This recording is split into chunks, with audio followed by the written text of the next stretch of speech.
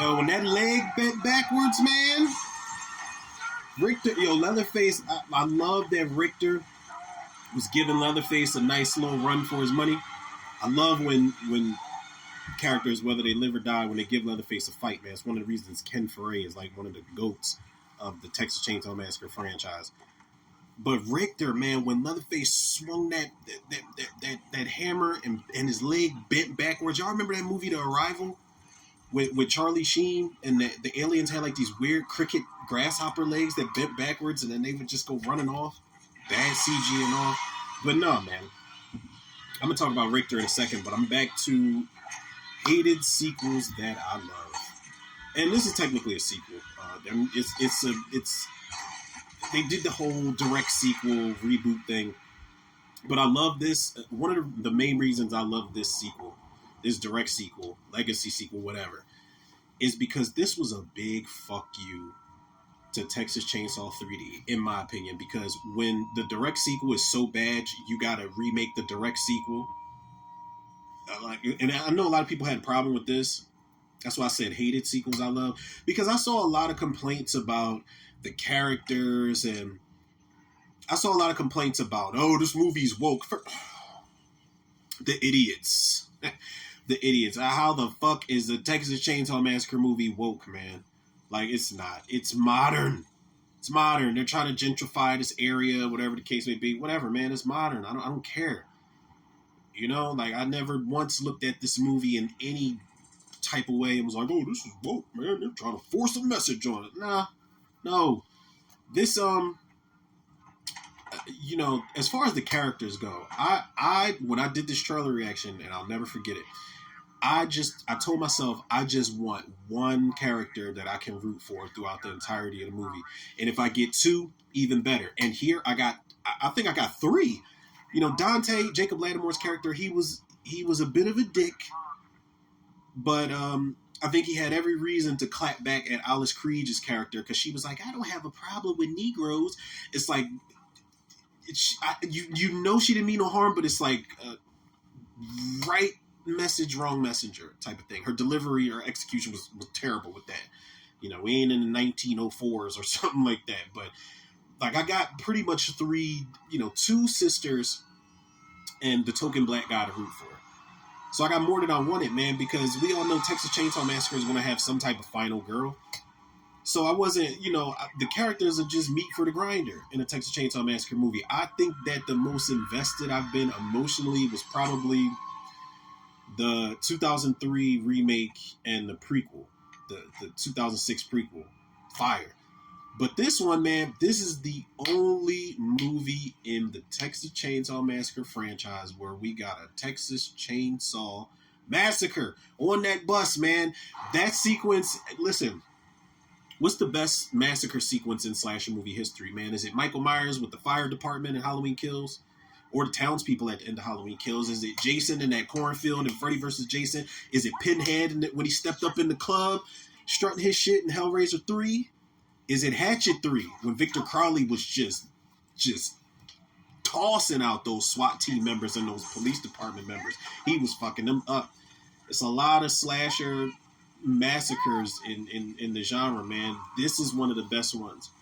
And going back to the character of Richter, can't remember the actor's name, but I felt so bad, man, because I definitely prejudged that character, and I saw him and I was like, oh, he's about to be the redneck racist motherfucker, you know, the whole thing with the Confederate flag hanging up. But the more the movie went on, the more Richter was one of the smartest and best characters in this movie.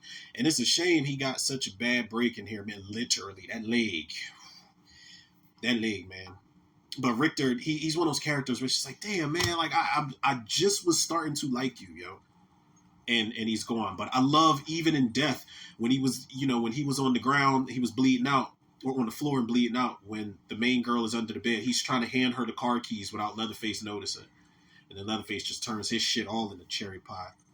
But these weren't the best characters in the franchise, but I think they were serviceable for the most part. This Leatherface, I forgot this dude's name. I know it's not Dan Yeager. I think that was Texas Chainsaw 3D, but he's better than Texas Chainsaw 3D Leatherface. He's not a pussy Like the actor that played Leatherface or not the portrayal, not the actor, but the portrayal of Leatherface in Part 2. I know everybody loves Part 2.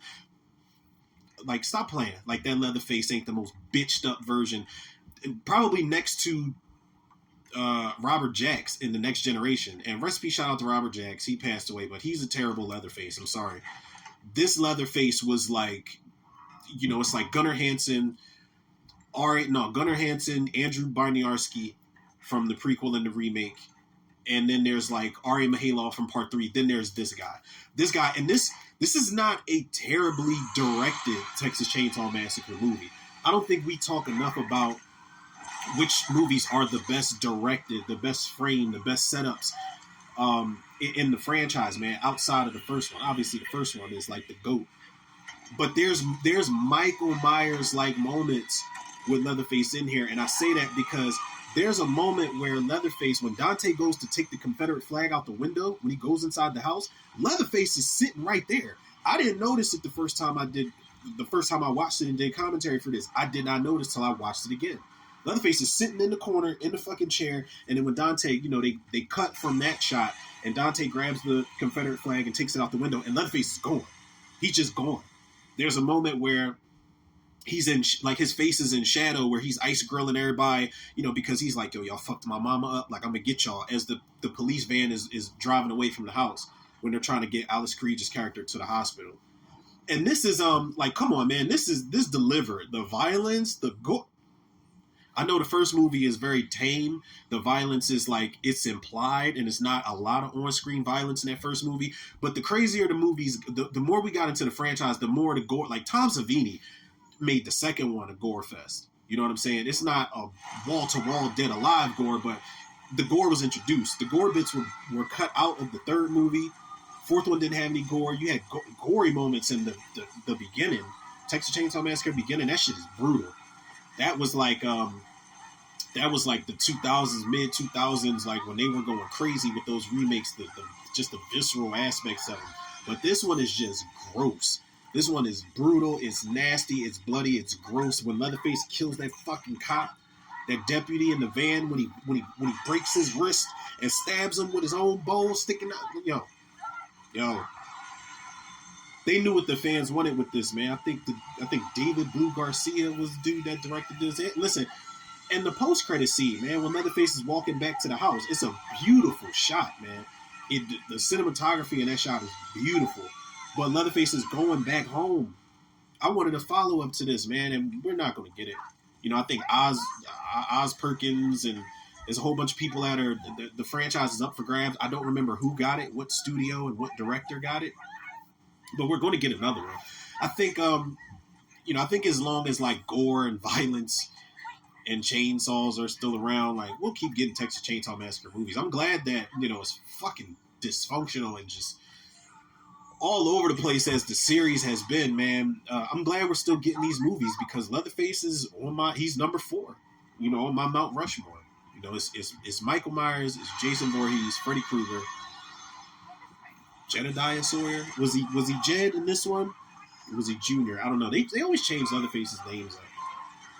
But yeah, man, this was fire, man. And, it was a big fuck you to that cancel culture nonsense, man. Try anything and you're canceled, bro. When the dude's holding up the phone and Leatherface is like, all right, let me get busy up in here. No, these characters are so dumb they can't jump out the windows, or, if somebody's getting cut up in front of me, I'm just going like ease and juke past you and try to get the fuck off the bus. But this is, I love this movie. I don't care nothing about the hated sequel that I love.